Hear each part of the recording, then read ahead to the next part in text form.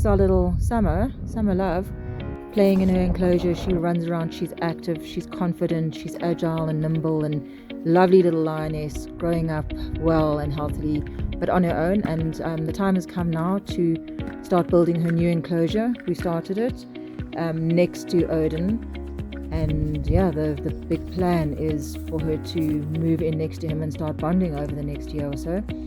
So that all starts with me planning where it's going to be, what size it's going to be, and then walking along and actually laying out exactly the coordinates and the path of the fencing, which rocks are going to be included, which pieces of felt for her to run through.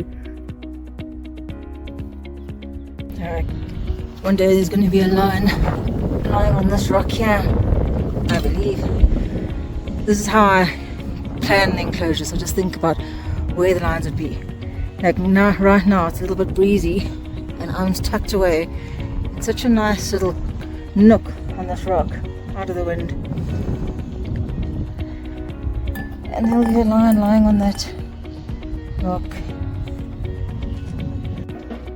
But there's also a lot of costs involved. And the reason we do this, and we don't just build, as I've been told to in the past by a very kind gentleman who said to me, Andy, let me explain something to you because you're a lady. If you build your enclosures as squares or rectangles on flat land with just four corners and no hills and things, it will cost a lot less. And I'm like, yeah, thank you very much for explaining that to me. But as a woman, I must tell you that I want views. I want the lions to be able to have vistas. I want the footprint of the enclosure to feel larger than it actually is. I want them to have shady spots, sunny spots, grass to run through, boulders to climb on. We build it once, they live in it forever. Building enclosures and giving our lions the best habitat that they can live in is always this. It's the fundamental thing about rescuing a lion, is where can they live? Can we give them a new home?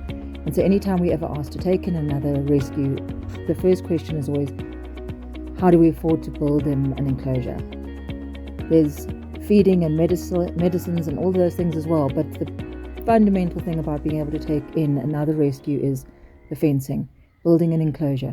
So any support, any donations or sponsorships, if there's anyone out there who would like to help by sponsoring a certain aspect of an enclosure, really appreciate any help we can get with this. The LLA team are working brilliantly on this enclosure, and as soon as it's been inspected by government, we will be moving Summer in there. I'm looking really forward to showing you the video of her moving into this new enclosure.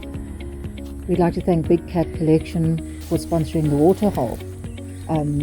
We build our water pools to give the lions as natural a place to drink, but they've got to assume a normal lioness pose in order to reach the water, not drinking out of a trough or something that stands high up.